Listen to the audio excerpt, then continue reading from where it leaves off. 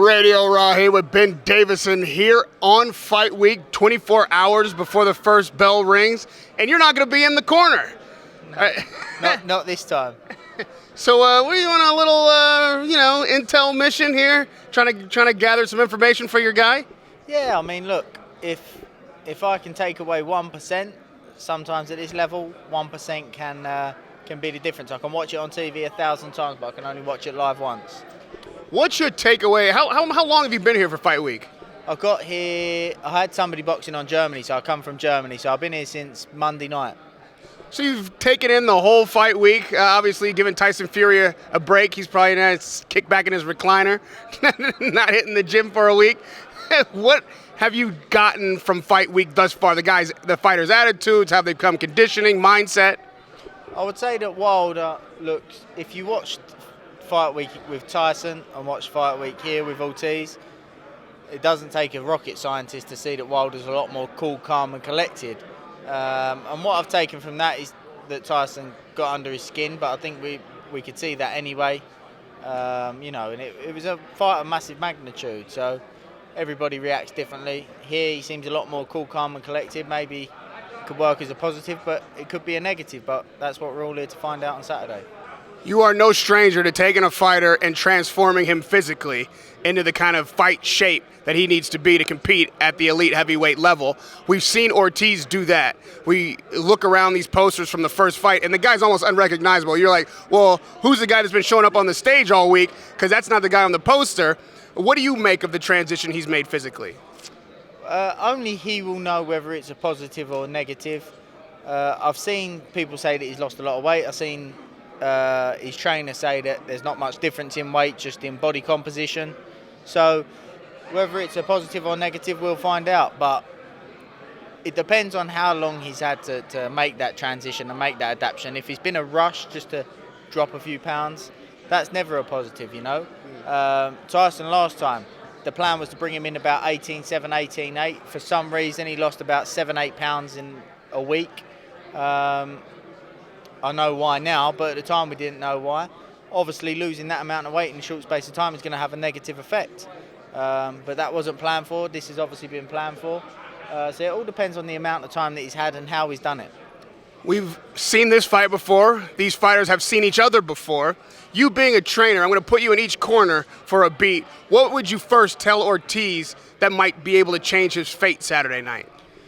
Positioning is going to be very important for Ortiz. Obviously, Wilder's got the reach, speed advantage, height advantage, and the power advantage. So Ortiz needs to be in position to be able to make Wilder put his shots back in his pocket. He's a good counter puncher, good timing, got some power himself. So he needs to, when Wilder throws that shot, he needs to let him know that you get this timing wrong and make a mistake, I'm going to make you pay for it. And he did that well in the first fight. I think that's what he's going to need to look to do this time. And he'll be reactive for 3, 4, 5, maybe 6 rounds. We saw Wilder in trouble, probably for the first time in real trouble, in the 7th round of their first fight. It didn't appear that Ortiz had the gas to finish or to step on the gas in the 8th and 9th. What would you advise Wilder to do to stay out of that kind of trouble? And does he need to get a knockout, or is there any way he can win a decision victory on this card? Firstly, I just want to say that both fighters have got fantastic trainers and fantastic teams as well, so I'm sure they'll be going in there with good game plans and that. For Wilder, I'd say that he needs to be a bit better on his positioning, his ring craft, his ring generalship, and not to take too many silly chances too early. He needs to respect Ortiz, because if he takes a silly chance too early, he will get timed and he will get countered. So it's about setting it up for him, taking his time. What was your other question, sorry? Just what he could do to avoid a round like the 7th, but I think you're getting into that. Yeah, I mean, the round, if that had happened earlier on in the fight, maybe, if buts and maybes, that's why we don't know. If Ortiz had been a bit fresher, could he have got the job done? The only thing I took from that is that said to me that Wilder's got a very good chin, because Ortiz bounced a few good shots off him, and he was still in there. He come back and found a way and got the job done. Oh, and is he, Wilder, able to have the skills to go 12 rounds and get a decision victory? I don't know. Listen, Ortiz is a fantastic fighter. really, really good fighter. But he's not Tyson Fury. And will he be able to do what Tyson did to Wilder? I don't think so. He's going to have to try and go a different way about things. At his age, Ortiz able to go 12 rounds at a competitive pace with somebody with that much power who's even hitting you on your arms, up the body. Not even if they're not landing flush, they're going to take stuff out of you. So I think Wilder's boxing ability is massively underrated, and I just think that because he's come across, it's more spoke about even more so now because of what happened with Tyson, but people need to understand Klitschko, who was so dominant, got outboxed by Tyson. Don't use that as a comparison. That's a separate level. I think that compared to everybody else, his boxing level and boxing IQ is up there for sure. I noticed you took a minute to respect the trainers in both camps. That's a thing that trainers recognize, and sometimes critics and even the media will overlook. Trainers tend to get very little credit when a fighter wins and all the blame when a fighter loses or doesn't look good. When you had Tyson into a draw with Wilder, I know you guys dispute, but he got up, he performed well, he looked good conditioning-wise. How did that change your life or the way you were recognized as a trainer since then? Yeah, probably by perception, but listen, a different day, a different performance, even a different fighter, people's opinions can change.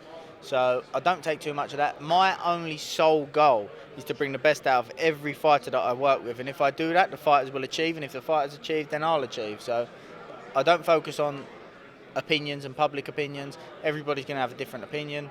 And like I say, you can have success with one fighter, you're the best thing since sliced bread. Have another fighter on a different day, not have a great performance, and you get slated. But it's part and parcel of the game. I fully understand that, and that's what we're in.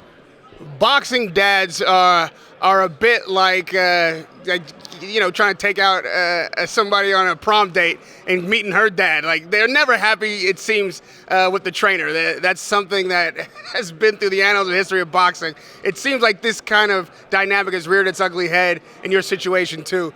What is the issue or the situation with you and Fury's father? There is no issue. It's a parent thing. Tyson obviously means the world to him. It was a dramatic fight, a big cut on that, and it was raw emotion right at the time. So, he wears his heart on his sleeve, and I've only got respect for John. So obviously you and John must have had conversation, and was he at all apologetic about being passionate like that in the moment? He wouldn't have to be apologetic for being passionate about his son. He's it's his own son, his own flesh and blood, and I can only respect that. Does he respect you in that? And what I mean by apologetic is, going at you like that maybe is unfair. Well, that's up to other people. That question that you're asking me there is for John, not for me. Like I say, I've only got respect for him. It's interesting to have a fighter who has only recently, in relative sense, come back and had success again at the heavyweight after all he's been through, and then to take this kind of diversion course off into the WWE, and you never know what Tyson's going to do. At least we never know. You might know. How did you regard that? How did you find out that WWE was where your boxing fighter was going to fight next? He phoned me up and he just said, "Look, I've had this opportunity. What do you think?" And he'd already made his mind up. I knew that by the way he was telling me, and I was like, "Yeah, it's a great opportunity." And what Tyson's done is brilliant. He's done a lot of self-promotion, which will reflect in promotion for the fight as well. So it's really good work, and he's done that in his time off, so that when it comes to time to training camp, he can focus on training. Does it concern you at all, or at least worry you, that any injury can happen even in a fight that's not a real fight in the WWE? It's still very physical. Me and Tyson have got a very similar outlook on life, and we always say, not just talking about injuries, anything can happen. People get diagnosed with chronic illnesses every day, and you've just got to enjoy life day by day, and what will be, what's for you won't go by you. Yeah, well, it's a bit like, people get lung cancer, but you don't want to start smoking. It's an unnecessary risk. Of course, but that's talking about something that's unhealthy and damaging, I don't think that enjoying yourself and doing some sport, which wrestling is a sport, is the same sort of comparison. Have you had an opportunity since the cut to watch it heal? Do you know where that process is? I'm not. I'm the type of person that if I don't know too much on a subject, I'm not going to blag it and pretend, I'm not going to say, everything's all fantastic. From what I can see, it looks brilliant, looks fully healed up. I know that when Vitali had his cuts against Lennox, I think he had about 5 months.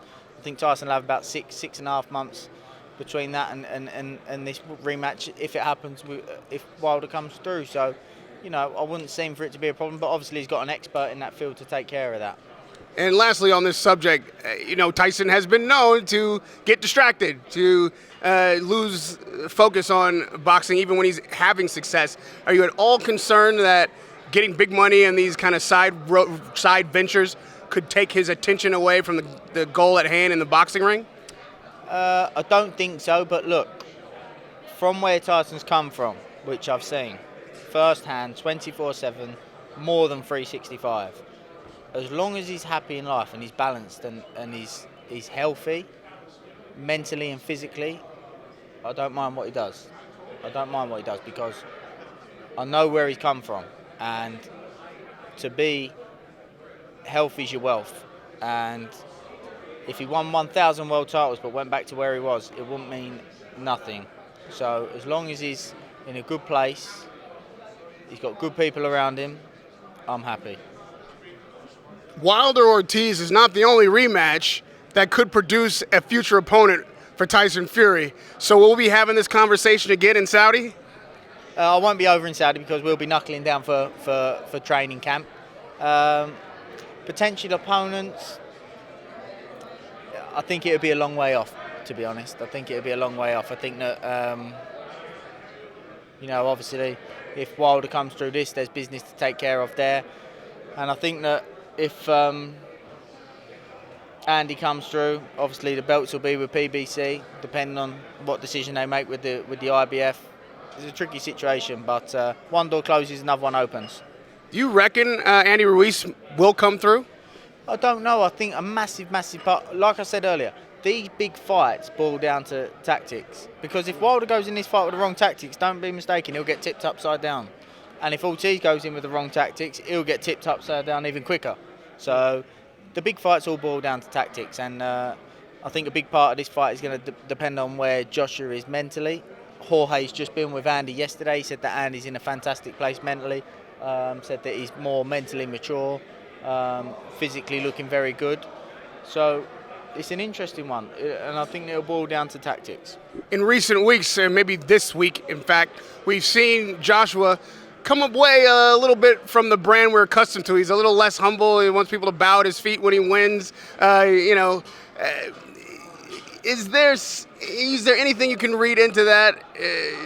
What that does to a guy at this stage of a fight and a rematch? Exactly, like you just put it there. He's a couple of weeks out from his fight. I'm not. Listen, it makes no difference to me to slate him or whatever. But he's got big pressure on his shoulders of a big fight round the corner.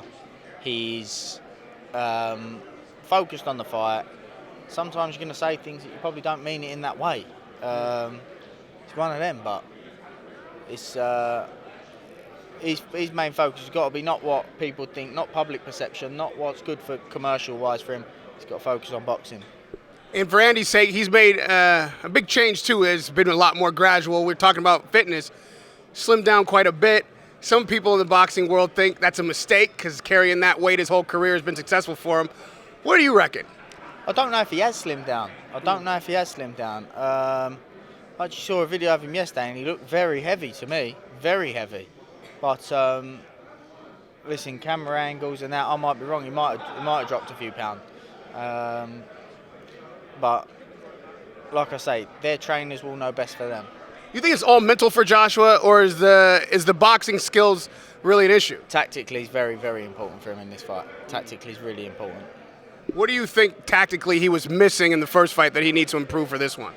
I just think he didn't know how to go about the fight. For me, the problem was Joshua closed the gap for Ruiz. That was the initial mistake. He dropped Ruiz. Actually, what happened first of all, he stepped in for 1-2, reached him, but what he done, which was clever, was smothered it because he missed. and didn't sit at that distance for Andy to fire back. He smothered Andy, after he smothered him, come up with the uppercut hook which dropped Andy. Then he rushed in. He closed the gap. Andy didn't close the gap on Joshua. Joshua closed the gap on Andy. That was the mistake, which then led to the rest of the fight. So this time, the question is going to be, if Joshua doesn't close the gap for Andy, can Andy close the gap on Joshua? It's an interesting fight. We'll find out. And lastly, we talk about what fighters should do, what they think, what we can predict for them. But for you, this is a journey of your own as well. You're having your own career. You're having your own ups and downs and successes and learning. So this has been an interesting process, I must imagine, especially with all the doubters initially. What have you learned through this process? How has this affected Ben Davison as a man, as a trainer, as a human? Just a hard question, actually. I would say that you just learn just to do your thing, trust in yourself, and not to worry too much about others' opinions. But I've never been that way inclined anyway. Otherwise, I think that I probably would have, to step onto a big stage with such a big fighter. Because at the end of the day, you can be the best trainer in the world, but if you're not with a high-profile fighter, you won't be a high-profile trainer.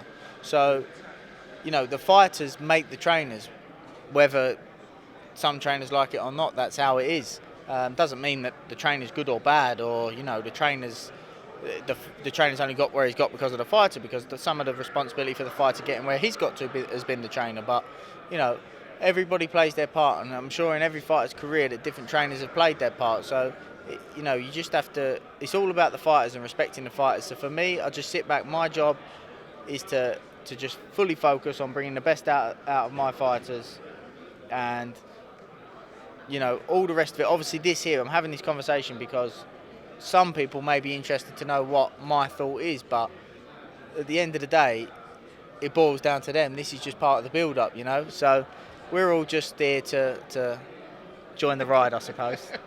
Spoken like a true top man. Yeah, you talk like all the elite trainers I speak to, so good on you for that.